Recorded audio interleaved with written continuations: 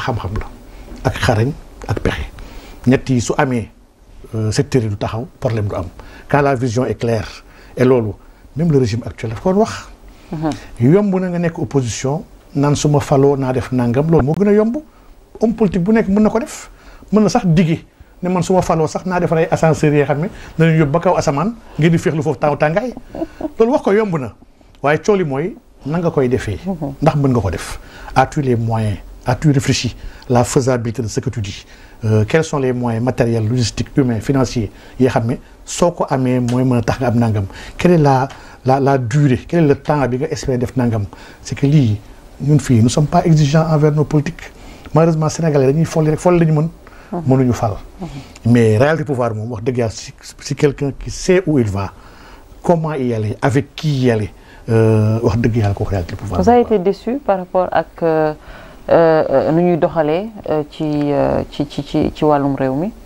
waaw am naa déception yu bëri nag. j'ai vraiment beaucoup de déception par rapport à beaucoup de choses yoo xam ne ñun ñoo ko doon wax xam nga soxna ne ànd ci dëgg dafa métti.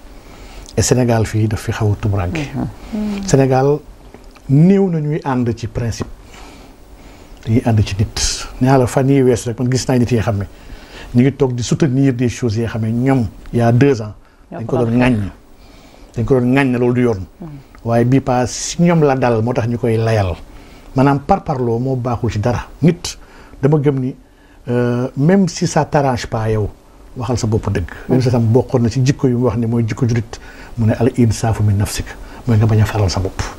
donc man y a beaucoup de questions yoo xam ne la question du franc CFA. y a beaucoup de questions yoo xam ne aujourd'hui man la question de la justice sax pour nos martyrs aujourd'hui soxna ne kenn bëggu ci wax. ba pare on essaie d'avoir des. ah si pourtant ñu ngi ciy wax ba tey. ah non ñu ngi wax ni que il faudrait que ñu situer les responsabilités. loolu waxi tappale la. il y avait même cette loi interprétative. pour justement ñu mën a situer les responsabilités. képp ku waxul ñu dindi la loi d'amnistie da ngay tappale ndax la loi d'amnistie moo wax ni les événements yu am 2021 ba 2024 effacé naa ko fàtte nañ ko kenn du ci wax kenn du ci àtte. mais mënoo bëgg dara pare bañ a bëgg li nga xam ne moo koy maye. pour yow loolu solution bi. c'est la seule solution loi d'amnistie. képp ku waxul ci loi d'amnistie bii tappalekat nga. da ngay jouer film kese di ngay wax gëmmoo ci dara te xam nga ni waxoo dëgg. donc aujourd'hui justice pour mu am mais loi bi fu mu tëb bu loi bi tëbee nag on parle de 87 morts. c'est énorme mais na justice bi gëm naa ne am na jumtukaay yoo xam ne. y a des enquêtes yoo xam ne commencé woon na sax déjà avant ñuy def loi d'amnistie bi mais dañu gënaat enquêtes yooyu pare yeggali ko ñoŋal ko mu nekk lu jub ñu xam kan moo def. kan moo rey lan moo tax mu rey kan moo yónni ñi rey ñi yónni fa tegu seen kaw askan mënuñu baalante. te attewuñu baal mu ngi ñëw après atte mais nag gars yi dina la loi. mais commencé woon nañu woo ñenn ñi ñu subiroon peut-être les anciens prisonniers. loolu tappale la man dama jàpp ne tappale. mais nu mu nekk tappale non tappale la parce que y a la loi d'amnistie qui est là un juge sax amul droit poser un acte sur des faits qui sont couverts par l'amnistie loolu c'est illogique et insensé. loolu tappale la dañuy loolu c'est peut-être c'est la poudre aux yeux pour nax ak calmer la dama ne on doit enlever cette loi loolu mooy dëgg ñun ba ñuy xeex dañoo waxoon ni lii plus jamais ça et que lii pour plus jamais ça bañ a am il faut ñu àtte nit yi di nga soxla ne bu ñu àttewul ñuy rey suñu xale yii. àdduna bu fii ba àdduna tukki képp ku waxati waxu révolution waxalu lutte kenn du la xoromal ndax dañuy jàpp ne ku fi dee sa yaay day perte et loolu moo dul dëgg bakkan dafa sacré ba nga xam ne képp ku ñu rey waxuma sax 87 morts benn mort sax ëpp na ci dëkk te ñu bañ ko élucider léegi nag suñ ko élucider pare ku bëgg baale ku mu neex nag baale parce que yàlla moo maye même ci l'islam buñ la rayalee bu la neexee nga exiger li ñuy wax ak diya bu la neexee nga ne ma dama bëgg a xadd dama bëgg ñu atte loolu nit ki sa choix la mais ginnaaw ba ñu atte waaye baal mënul précéder atte soxna nen ne fii y a beaucoup de choses yoo xam ne déception la loi góor jigéen ñi loi sur l'homosexualité mais engagement ferme le régime bi jëloon ñun aujourd'hui bu ñu toogee ay nit di ñu ko fàttali damay rus da ngay am kersa ndax li ñuy wax góor ca wax ja nit ku baax suy wax warul nag ñu jam ko ci li mu waxoon donc y a beaucoup de sujets yoo xam ne buñ ko xoolee da nga ci am kersa am ci njàqare. c'est que li nga waxoon rek mooy ñëwaat mooy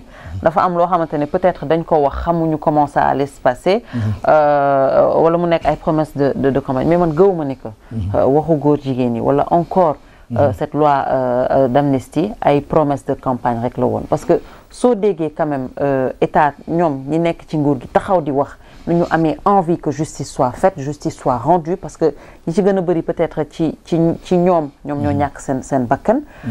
Cette loi par rapport ak criminalisation de l'homosexualité également dafa nekkoon seen campagne, seen fond de campagne la nekkoon. Donc j'arrive pas à comprendre pourquoi yow nga jàpp ne que peut-être bëgguñu mu leer wala vous avez été déçu par rapport à ça. xam nga bokk na ci rupture immatérielle may wax xam nga instruction pour xool 87 personnes ña ñoo leen rey kenn mënu ko def ci benn at kenn mënu ko def ci ñaari at mais au moins y a un acte bi nga xam ne acte boobu boo ko posé depuis le début rek tey daal suñu xel ñu xam ne kon gars yi ñu ngi ciy dem mais ba léegi kenn dindul loi bi.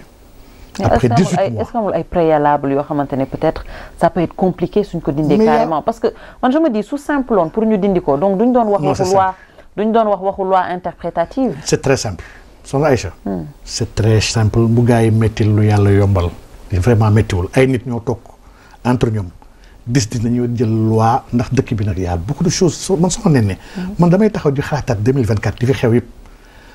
damay choqué quoi ne man est-ce que nous ne sommes pas frappés d'une amnésie collective en réalité mais fii le Sénégal ay député sax jukk ne benn juge constitutionnel dañ ko corrompre pour mu yàq candidature mais personne n'en parle actuellement. Il y a beaucoup de choses yoo xam ne xew na si dëkk bi.